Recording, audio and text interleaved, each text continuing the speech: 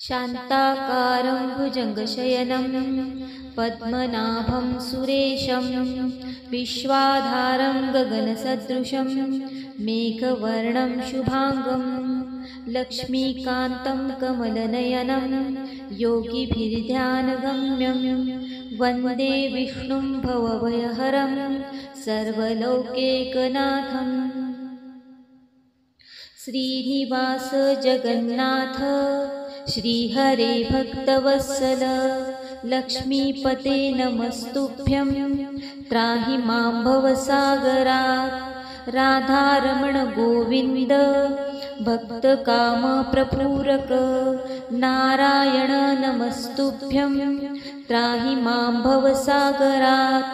दामोदर महोदार सर्वापत्तिनिवारण ऋषिकेश नमस्तुभ्यं त्राहि मां भवसागरात्।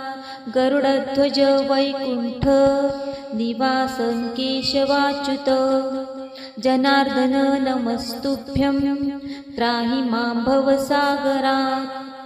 शंख चक्र गदा पद्म धर श्रीवत्सलाञ्छन मेघश्याम नमस्तुभ्यं त्राहि मां भवसागरात्।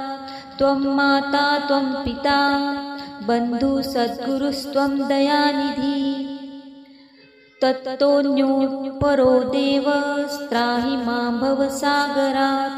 न जाने दान धर्मादि योगं यागं तपोजपं त्वं केवलं गुरुदयां त्राहि मां भवसागरात्।